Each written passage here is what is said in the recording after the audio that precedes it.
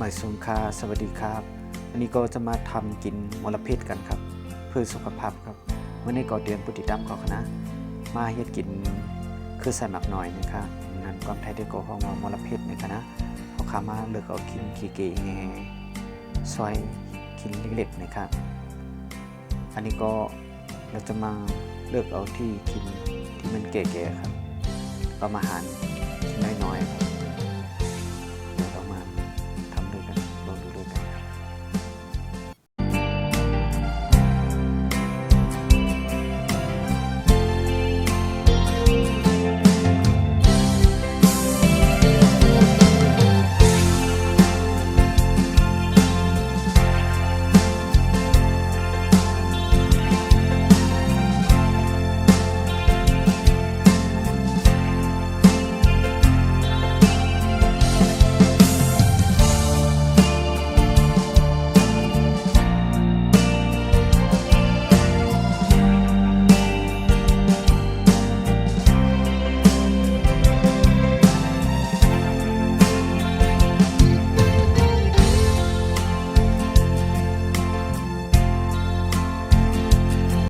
ข้าวคาที่เฮ็ดกินได้อยู่2มื้อนะครับ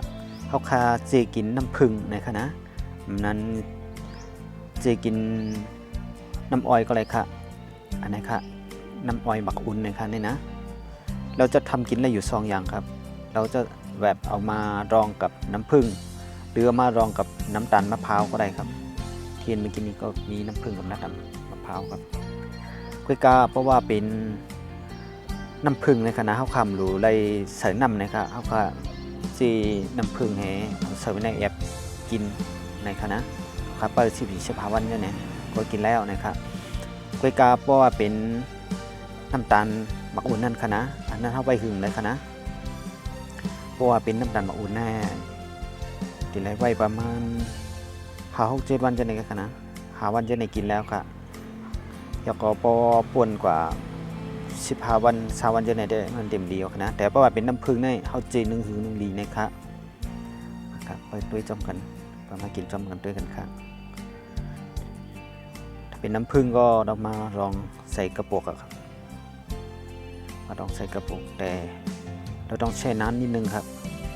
แต่ถ้าเป็นน้ำตาลมะพร้าวนี่ถ้าเราเอามาดอง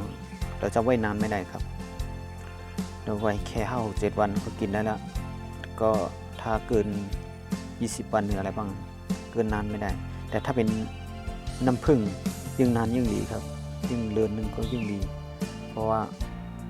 รสชาติมันจะขึ้นมาเยอะครับเดี๋ยวเรามาลองดูด้วยกันครับอันนี้ห้ามเป็นขั้นตอนนั้นครับค่ะเจกินน้ำผึ้งนะคะอันเอาคือใส่มาหน่อยมาเจกินน้ำผึ้งในคณะอันนี้ได้เขาคำดูใส่น้ำในคณะเขาคามีน้ำผึ้งเขาลงใส่ไว้ในแอบเฮแล้วก็เอาน้ำผึ้งนั้นมลพิษในคณะความไทยได้คณะเสิร์ฟไว้เฮแล้วก็ปิดผางไว้ประมาณ15 วัน20 วันจะในจงไปกินคณะอันนี้เป็นขั้นตอนทำที่หมักกับน้ำผึ้งครับรองกับน้ำผึ้งครับนี่ครับอันนี้เราใส่น้ำผึ้งแล้วก็ใส่มลพิษเข้าไปแล้วก็ปิดผางเอาหมักไว้เอาดองไว้ประมาณ15 วันหรือ20 วันนะครับค่อยกินได้เนาะยิ่งถ้ามีเวลาเราหมักไว้สักเดือนหรือว่าดองไว้สักเดือนก็ยิ่งดีครับอันนี้เป็นน้ำตาลมะพร้าวครับเดี๋ยวเราจะมาทำขั้นตอนที่หมักดองใส่น้ำตาลมะพร้าวครับแล้วก็เทน้ำลงไปกันครับ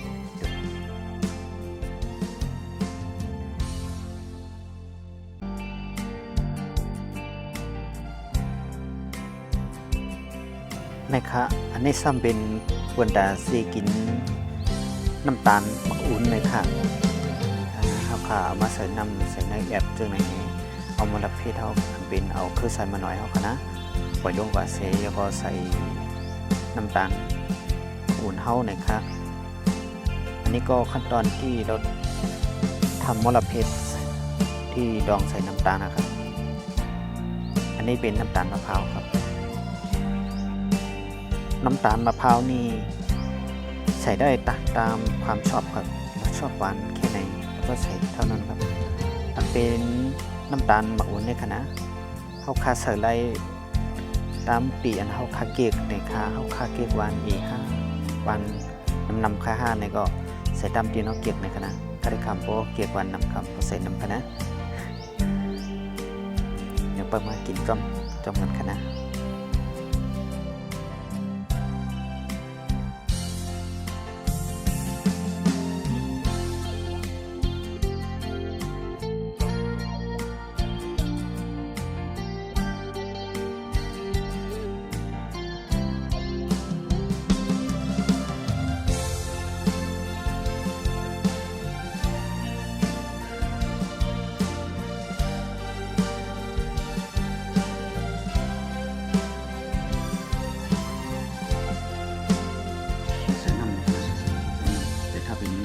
ปล่อยน้ำตาลเท่ากันใส่น้ำครับ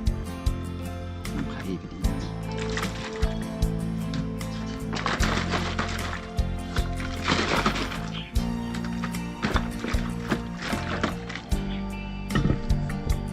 นะครับเพราะว่าเย่าๆในก็เอามาเข่าเจ้านะเข่าแอบเดี๋ยวถ้าเสร็จแล้วก็มาเขย่ากระปุกแบบนี้ครับให้มันเข้ากันเนาะเดี๋ยวเรามาโรย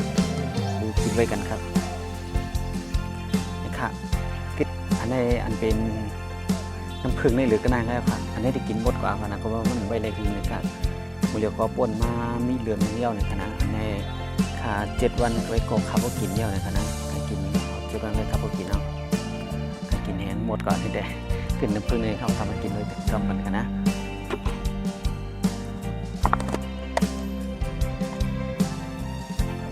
ติดกันอย่างนี้นะอันนี้ก็เหลือแค่นี้แหละครับน้ำผึ้งเนาะเพราะว่ามันผ่านมาเดือนกว่าแล้วอันนี้เดี๋ยวผมกินหมดก่อนเรากินอันนี้ราคาที่กินโจหนึ่งในคณะหนึ่งวันในคณะโจย่อมอีกคณะโจจังไหนกินมอกในก็แล้วคณะกินวันหนึ่งนี่กินแค่นี้ก็พอแล้วครับเพราะว่ามันหวาน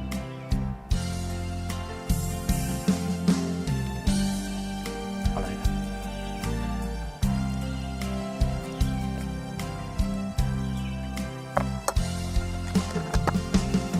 ครับหมักเป็นไงคณะ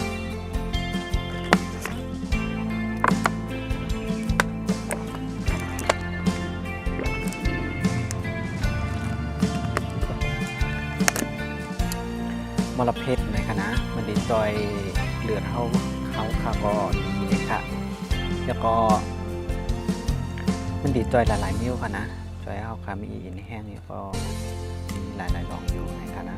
เพราะว่ามีพึ่งให้เป็นคือใส่มาหน่อยในคณะที่เราคาอยู่ดีกินหวานกินข้าวหวานเจนในคณะมลเพชรก็จะช่วยให้เรากับกินข้าวอร่อยครับแล้วก็ช่วยให้เลือดเราดีแล้วก็ยังช่วยหลายๆอย่างครับก็ไปค้นคว้าดูใน Google เลยนะครับและผู้ชมคนไหนมีความคิดเห็นอย่างไรแล้วก็หรือกับผมก็คอมเมนต์แล้วก็ให้ความรู้ผมได้ด้วยนะครับแต่ส่วนผมก็รู้คร่าวๆแค่นี้